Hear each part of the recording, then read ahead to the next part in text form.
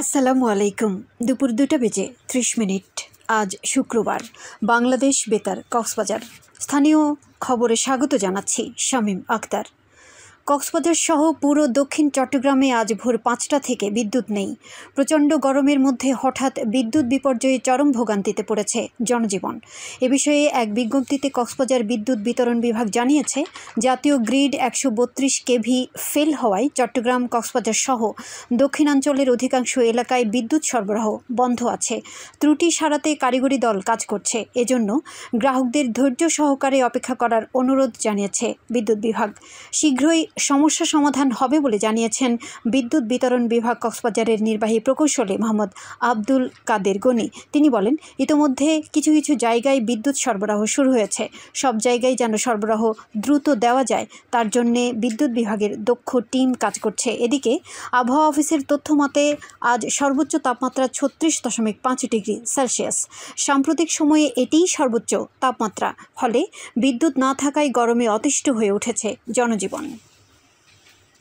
কক্সবাজার সমুদ্র সৈকতে অতিরিক্ত টায়ার টিউবের ব্যবহার, যত্রতত্র ফুটবল খেলাসহ বিভিন্ন অনিয়ম রোধে অভিযান পরিচালনা করেছে জেলা প্রশাসন। পাশাপাশি পর্যটকদের নিরাপদ ভ্রমণ নিশ্চিত ও হয়রানি রোধে পর্যটন সংশ্লিষ্ট সেবা খাতগুলোকে সতর্ক করা হয়।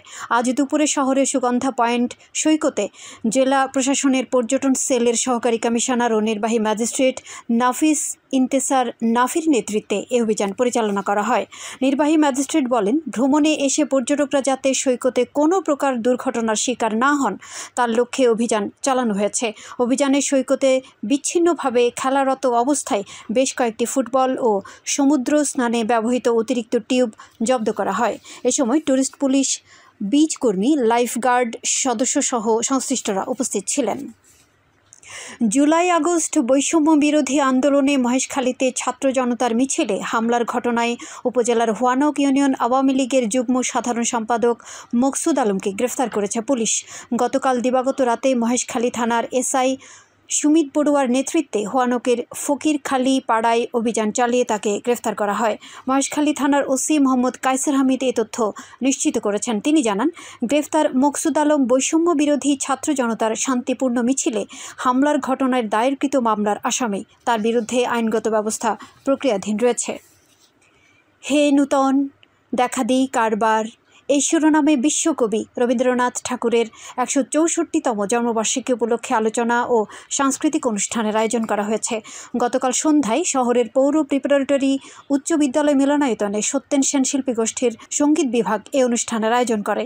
অনুষ্ঠানে কবিগুরুর জীবন দর্শন ও সাহিত্য চর্চা নিয়ে আলোচনা করেন সংগঠনের সভাপতি মোহাম্মদ খোরশেদ আলম, সাধারণ সম্পাদক মনির মোবারক সহ সংগঠনের নেতৃবৃন্দ।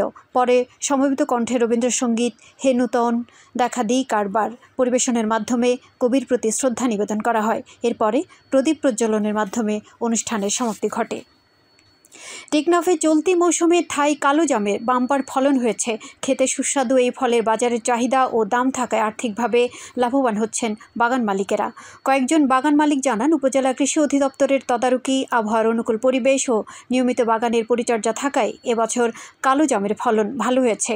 উপজেলায় 7 হেক্টর থাই কালো জামের বাগান রয়েছে জানিয়ে উপজেলা কৃষি কর্মকর্তা মোহাম্মদ জাকিরুল ইসলাম জানান, বাগান মালিকদের নিয়মিত পরামর্শ, সার ও কীটনাশক প্রয়োগ সহ নানা বিষয়ে প্রশিক্ষণ দেওয়া হচ্ছে। আবহাওয়া আগামীকাল দুপুর 12টা পর্যন্ত 24 ঘন্টার পূর্বাভাসে বলা হয়েছে, আকাশ অস্থায়ীভাবে আংশিক মেঘলা সহ আবহাওয়া প্রধানত শুষ্ক থাকতে পারে। কক্সবাজার সমুদ্র বন্দরের জন্য কোনো সংকেত নেই। আগামী 24 ঘন্টায় দিন ও রাতের তাপমাত্রা সামান্য বৃদ্ধি পেতে পারে। আজ সূর্যাস্ত যাবে সন্ধ্যা 6টা 21 মিনিটে। আগামীকাল সূর্যোদয় হবে ভোর 5টা 17 মিনিটে। আজকের সর্বনিম্ন তাপমাত্রা ছিল 27.0 ডিগ্রি সেলসিয়াস এবং সর্বোচ্চ তাপমাত্রা ছিল 36.5 ডিগ্রি সেলসিয়াস। এখন জানিয়ে দিচ্ছি বাঁকখালী নদীর মোহনা ও সংলগ্ন এলাকার সামুদ্রিক জোয়ার ভাটার সময়সূচি। আজ জোয়ার শুরু হবে দুপুর 3টা 16 মিনিটে, চলবে রাত 9টা 2 মিনিট পর্যন্ত। ভাটা শুরু হবে রাত 9টা 2 মিনিটে, চলবে রাত 3টা 20 মিনিট পর্যন্ত। পুনরায় জোয়ার শুরু হবে রাত 3টা 20 মিনিটে, চলবে আগামীকাল সকাল 9টা 22 মিনিট পর্যন্ত। সবশেষে পর্যটক বার্তা। পর্যটন নগরী কক্সবাজারে আগত ভ্রমণ পিয়াসুদের সাগরের পানিতে নামার পূর্বে সাবধানতা অবলম্বন করার জন্য অনুরোধ করা হচ্ছে। যারা সাঁতারে দক্ষ নন তাদের পানিতে বেশি দূর যাওয়া উচিত নয়। ভাটার সময় স্রোতে সাগরমুখী টান প্রবল হয়, সাগরের গভীরে ভেসে যাওয়া এমনকি প্রাণহানির আশঙ্কা থাকে। সেই সাথে পর্যটকদের স্বাস্থ্যবিধি মেনে চলার পরামর্শ দেওয়া হচ্ছে। খবর শেষ হলো। আমাদের পরবর্তী খবর প্রচারিত হবে আগামীকাল সকাল 9টা বেজে 30 মিনিটে।